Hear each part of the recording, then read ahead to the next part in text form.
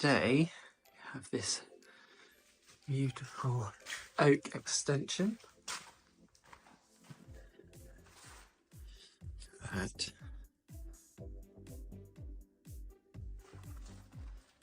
so the first thing we do is protect all this oak.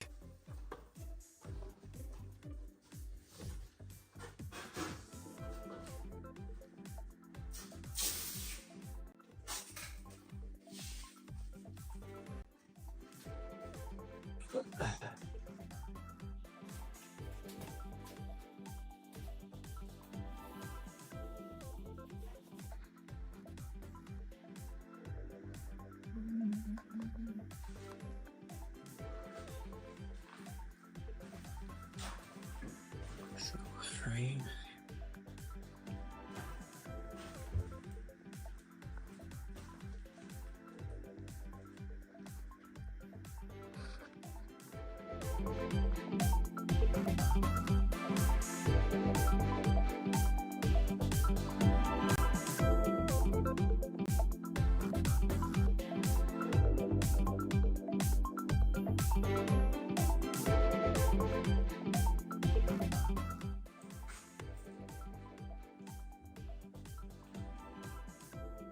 Good morning. So we are back here. This wonderful oak extension. You see the couple of the ceiling sections are now completed. This I had to use bandstands and my platform. It's actually a great combo because this is about 3.5 meters high to the top there. You see all that lovely green oak. So I've protected them. Protection is absolutely crucial, and I was experimenting with all sorts of different tapes. I'm always keen to try new tapes and new products, and the frog tape, I must say, just the standard green frog tape seems to have worked the best so far from a plastering perspective. It's kept the plaster off. It didn't allow any seepage. If you look along that line there, occasionally with some tapes, this is green oak, it's not been sealed, so water will stain this black. You can rub it down and sand it and bring it back nice, but it's just a lot of extra effort, so we do our best so that that's not necessary.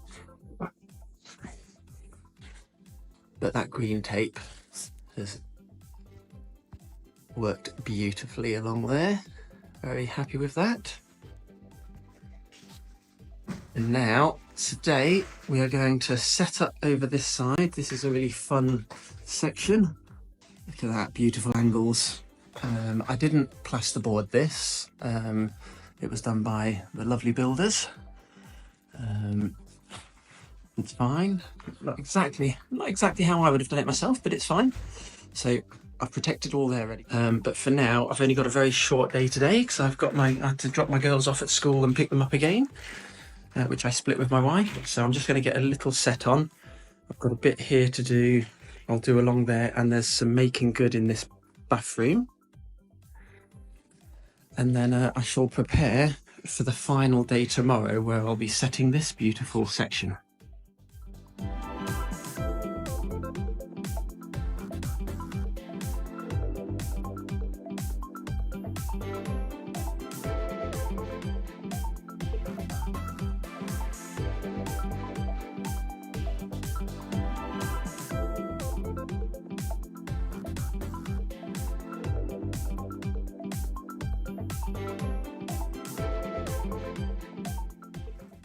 I am now all set up to get so I've got a little set on here, so I'm set up all there to get that little set on there, and I am also set up over here so I can fully access this 3.5 meter high ceiling to prepare. So what I'll do, as I've only got a half day today, I will be, during that set, in between waiting times, I'll be preparing this, getting the beads on. You see I've already started over there, scrimming, putting the scrim fibre tape on all the joins and edges.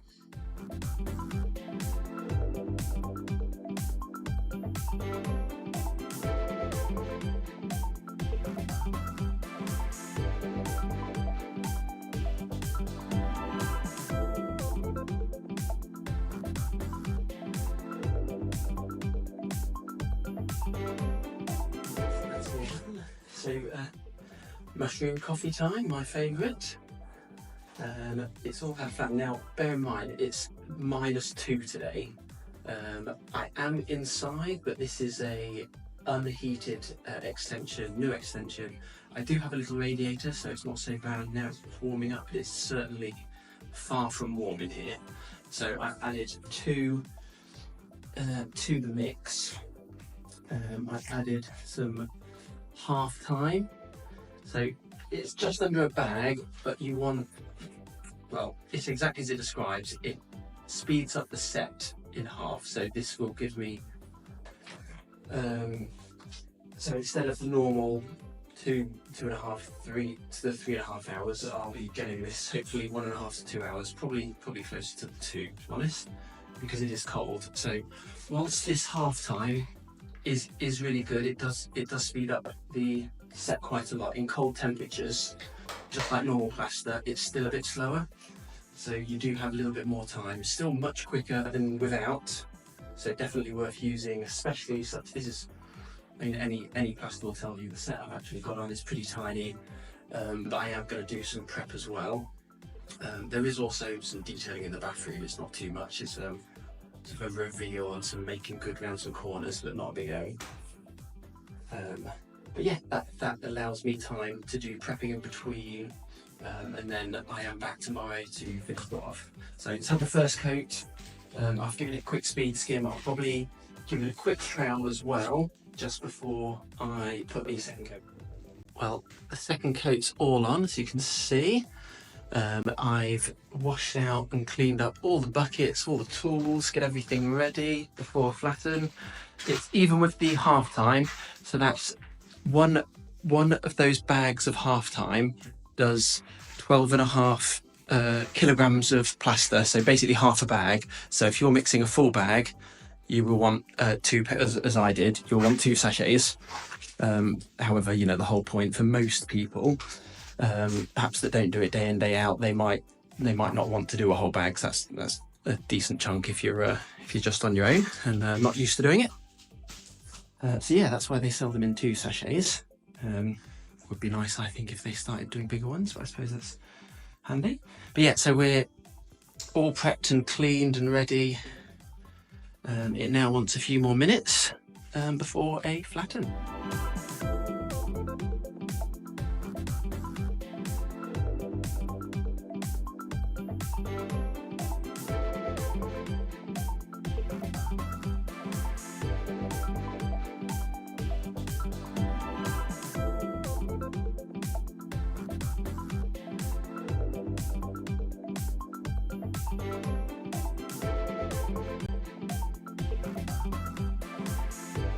Behind me, this edge here, there's going to be window boards fitted, but the builder hasn't fitted them yet. He's going to fit them after.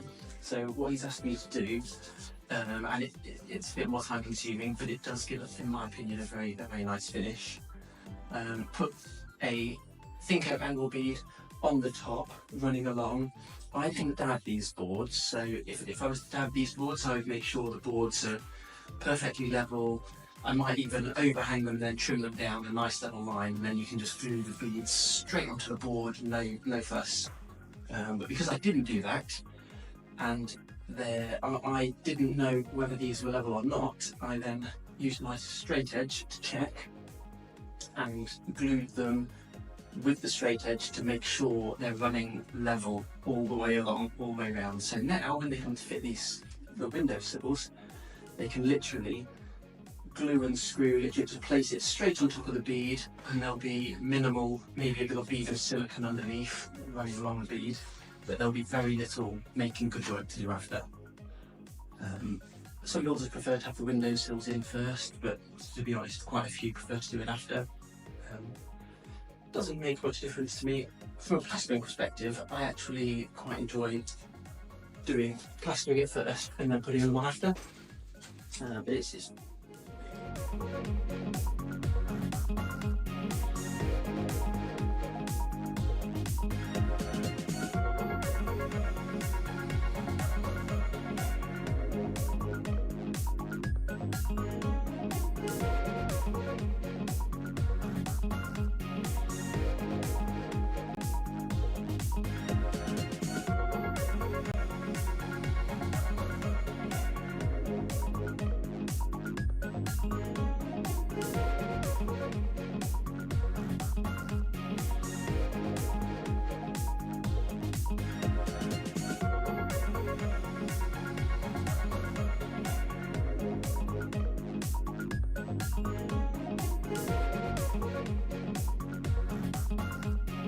thing, one other little thing I'd like to comment on.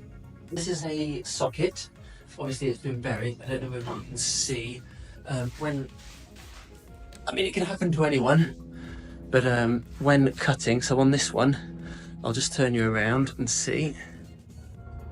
So another tip with plaster, with these sockets, so you can see there, the socket doesn't line up. The builders that dabbed it, they've put some adhesive in the bottom, which I'll trim straight, which is great. Nothing wrong with that.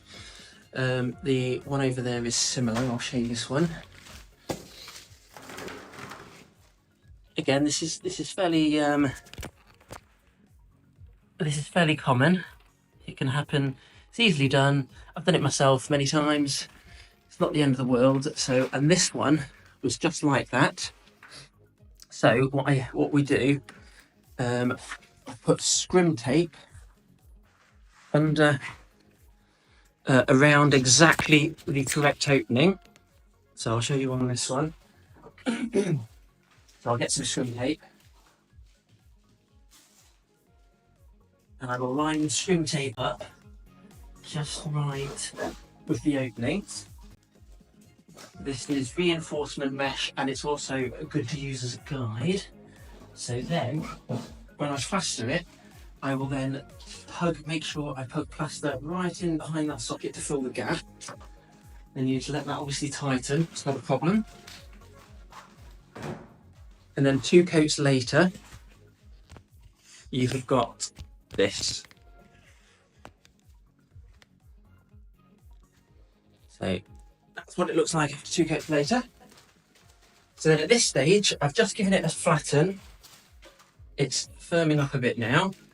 So now is a great time to cut it. So what I will do is just cut away. Well, sometimes you can just pull it out, but you can sometimes pull too much away if you do that. So what I like to do is find the bottom, and then I'll use this trowel as a guide. See there?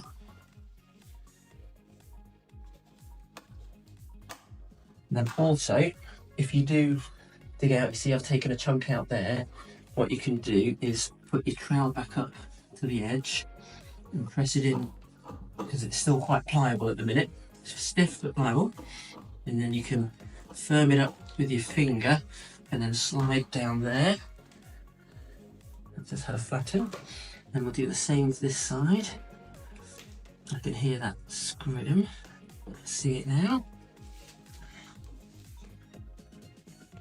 Now you can sort of cut away. It's super easy to cut right now. If I'd have left this until I'd finished, you can do it, but it's much more challenging. It's much harder, it's much stiffer, so it will require a sharper, stronger knife or a bit more elbow grease. And if you crack it, or you risk cracking around the edges, it's not as easy to fill. Now, it's right now. It's easy, so you see there. I've just messed up the edge a little bit. So I'll put that there, hold the trowel up, stuff it. So I fill the gap with this plaster.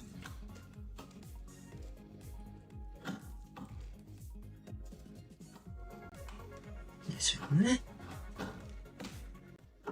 And then slide it off.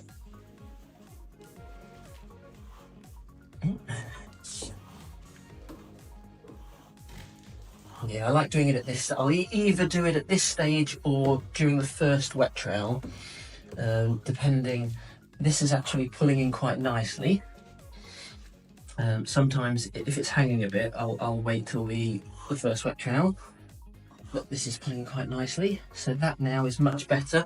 You can see both screws. So the important thing for the electrician, he needs to be able to see both those little metal brackets either end, so he can get his screws in and put the plate on. And then the edges are all proud, so the socket will fit on that flush and there won't be any cracks or visible plaster. Also, not super happy with this dark blue tape. You can see it's let a bit of seepage through there, a little bit. It's not too bad, but also you'll notice it's gone really crinkly. That's the moisture, so obviously it's to be expected when plastering a room. You get a lot of moisture. I don't know if you can see how wet that is. But that is not really something, as a plasterer for tape, that's not something you want to happen. If that was left too long, that will then end up leaving residue, I'm almost certain.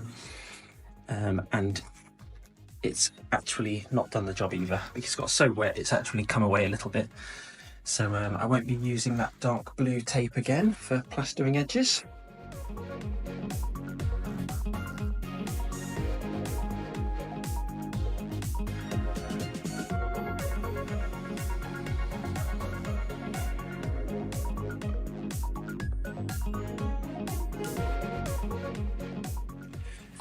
And that is now all finished. There's lovely details. I really do quite like these details around here where you're matching in. It's a bit hard to see there. The details in there where the plaster comes right into the brick. Once that's decorated. I do like those details. But it's areas like that where tape is so important. Because even with the best will in the world, if you don't tape it, you're going to struggle. You might be amazing and be able to keep it clean, but most of us, humans, are not going to be able to keep that as clean as that. So the masking tape conclusion time, and duct tape as well. So I've got them all lined up here. I've tried them all, not intensively, but certainly a few days in here. So I've got to know how they handle water. For me, this is a plasterer's perspective. This is my perspective, my opinion, obviously. So there's two duct tapes. There's the standard, it's cloth tape, is technically its name. So this is the standard cheap one I get from Toolstation, and a more expensive brick tape. It is about twice the price, but if you want something that sticks to brick, say you're plastering up to a brick wall, I've not found anything better than this. Tessa do an external tape as well, this one in fact, which is also very good, but this, just to put it in perspective, I think £7-8 for this. This is £12, and it's not, it is good, but is it £12 good? I'm not sure. So I will be using it a bit more, but for the most part, this is my favourite. It works very well with rendering as well as internal plastering. In this particular extension that I'm doing today, there's lots of finished brickwork where plaster is going right up to it, so that's been very useful. Duct tape has its place. Cloth tape, amazing for things you don't care about sort of sticking. So floors, if you're sticking tarpaulins together, fantastic.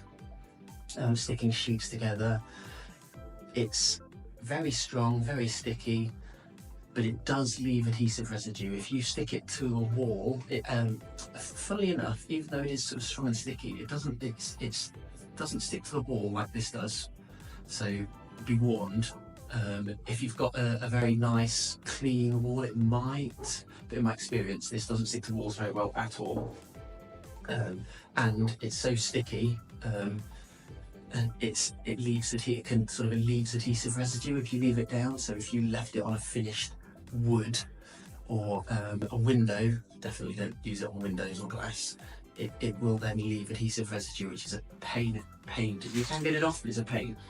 So then we'll move over to the masking tapes, and we've got these. I tried these two different brands. They're both the cheapest ones I found. Probably get a bit cheaper, but from Toolstation. So it's Pinnacle brand, which is I think it's their own brand, but anyway, it's a very cheap brand. But you've got a more expensive, stronger blue one. That I was really optimistic about this, because it was still much cheaper than the external Tessa tape, but unfortunately, as I mentioned earlier, it failed. It doesn't do well when wet, similar to masking tape. Masking tape doesn't do well when wet either. See, it's let a bit of seepage through there, a little bit. It's not too bad, but also you'll notice it's gone really crinkly. That's the moisture. So obviously it's to be expected when plastering a room. You get a lot of moisture. I don't know if you can see how wet that is. But that is not really something, as a plasterer for tape, that's not something you want to happen. If that was left too long, that will then end up leaving residue, I'm almost certain. And it's actually not done the job either. It's got so wet, it's actually come away a little bit. So I won't be using that dark blue tape again for plastering edges. Back to masking tape and all the different types of protective. So you see here, so that has had this yellow frog tape, and that has failed in my opinion. So that has let water seepage. It hasn't stained the wood, it has protected the wood from the actual plaster, but the water has seeped through. Similarly over here as well. Whereas the brick tape, which this is it's like a strong duct tape, about twice the price, but it is good stuff. That stuck very nicely along here and has left a superb finish, not a spot on there. Equally all down here that had brick tape, absolutely fantastic. Brick tape hasn't let anything past it. It's not protected, it's just bog standard masking tape. It's okay for very basic use, but from a plasterer's point of view, if I'm taping up to, say I'm taping up wallpaper even, in my experience, this masking tape can take the wallpaper off when you then remove it, so it can be too sticky. And because it doesn't, what tends to happen, because the water seeps through, it makes it even worse. So you're effectively, every time when you plaster, obviously you're wetting around the edges. That water is seeping through the masking tape and into the paper, which is not what you want. Which brings me to my favourite, frog tape. So this is actually another green Tessa one. It's a cheaper one for internal work, and it was okay, much better than masking tape, but in my opinion, frog tape, green frog tape, won by a mile. Like it held up fantastic. Water just seemed to slide off the side. Plaster didn't stick. Sometimes plaster can dry and clump, but on the first wet trowel, you can just paint the edges down, and it seems to wipe away the plaster. So, in my opinion, frog tape is the ultimate plasterer's tape to use for all of your edges. Certainly around wood, timbers. I've not used it on glass, so I'm not sure about the stickiness on glass. So be warned on that one. But certainly, my current opinion is frog tape. Use frog tape. Is the next morning. That's all drying out very nicely there. And today we are, should I say I am going to be tackling the rest of it. And this is the most fun section. So you've got 3 triangles that all meet at the top there. So there's a nice details. You've got fun details to plaster both corners, bottom corners of the triangles, and also at the top there where you can see all the angles meet. They're a little bit not quite straightforward, perhaps some people might think. So to make it easier, I'm going to use a trowel, a rounded trowel. Now I've actually not got a rounded trowel, so I have this spare trowel. It's a flexible trowel. I don't know if you can see that there. So this is actually a spare old one. It's slightly damaged, so I don't use it anymore. It's not very good for polishing, but this bit here, if I cut this around here with an angle grinder and then sand it all smooth down, in theory, that would then be a very nice, for that corner there to go right into there, and that'll just help shine it up. Alternatively, you can do a sponge finish, so you sort of get the plaster in there as best you can, and then as it pulls in you can sort of go over it with a paintbrush or a sponge. That works quite well, but let's see how this goes. The first coat is on, so you'll see there, obviously it's quite rough. That's used about a full bag and a half of gear. It's deceptively thick in places. You really want to let this stuff go off let that first coat tighten in. I've washed out all the buckets. I've just mixed up the second coat. I'm going to give it all a flatten now. This sort of work that we're doing here, that I'm doing here, is probably up there with some of the most technical work you'll get in domestic settings. You really need to be quite confident and experienced in your skills to do something like this particular one. I've been doing it so long now, this is fun for me. I quite enjoy these because I find it a bit more challenging. I find anyone can do, you see that little bog standard wall over there? Anyone that's half handy with a trowel or physically capable can do that. But this type of area actually requires skill, knowledge, practice. You've got to really know what you're doing to get something like this looking good. So yeah, excited to see how it's going to turn out.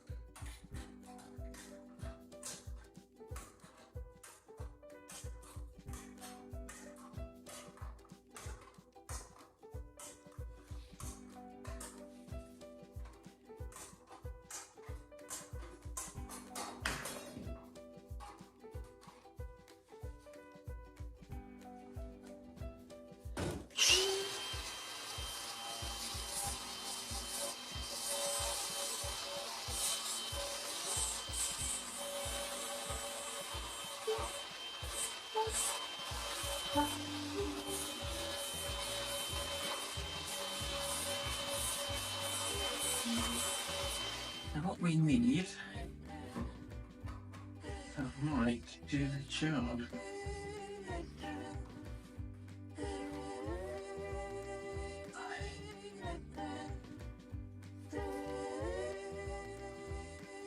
You've got something a little bit like that, and this is a flexi trowel. This is only really thin steel. You'd struggle to do that on a thicker steel trowel. Bit of an experiment, but we'll see how it works.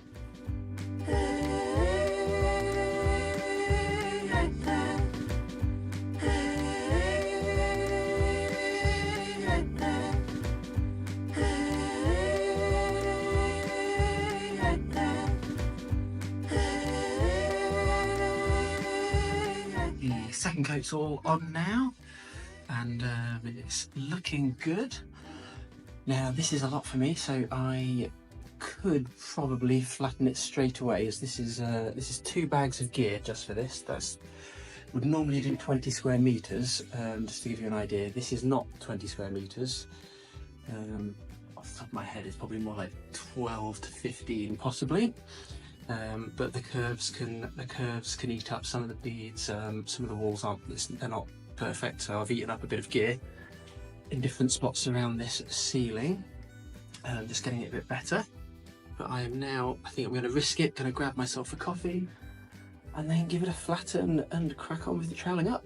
Well, if you don't know by now, you should know. I love my mushroom coffee. An absolute disaster this morning. I make it the same way as normal coffee. We ran out of milk. Some of you, I'm sure, love black coffee. I will tolerate it, but not the best. So this has now had its dry trowel. This has kept me very busy. I will be completely honest with you. So the areas that people typically struggle with on this tend to be where the corners meet. So see right in there, and there's another right in the top there where the light is. And then there's another fun detail right over there. So I tend to get it as best I can with my trowels, and then I will work it with a paintbrush, and also I'll use a sponge as it firms up. And then you can just see there, it's got some sponge lines. It will have one more soft sponge over the top, where my trowels, even my curved flexible trowel, doesn't quite fit in. And then, depending on what the customer would like, or the painter and decorator, they may sand and pop a little bit of filler in. I'm very happy with these. I don't think that's necessary, but I suppose we'll see how it looks once it's painted. The first coat of paint, the first white mist coat as they call it, is a really good indicator. Once you've got that on, you can pop round with a light if you're wanting a perfect wall, just to check for any hollers and fillers. You certainly, if a professional plasterer has done it, there shouldn't be many. You certainly shouldn't have to be using bags and bags of filler. Maybe the odd little bit. No one's perfect, but I am very happy with that for now, and we'll crack on.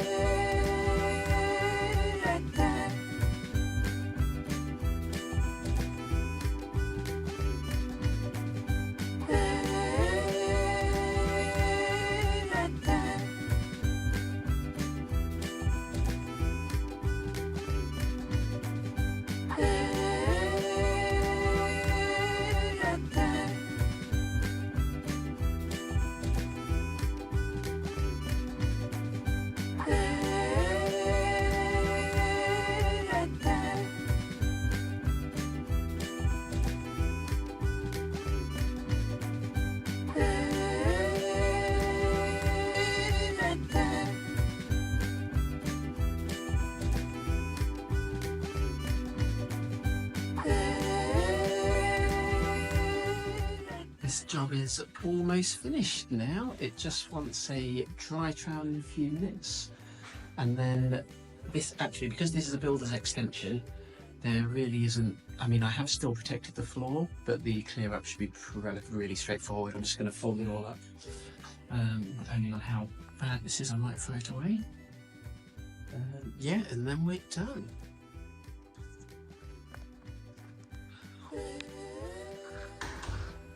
So we are all done, looking fantastic.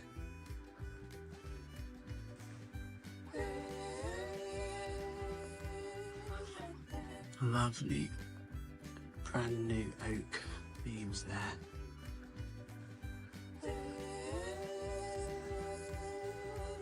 To this fine detail.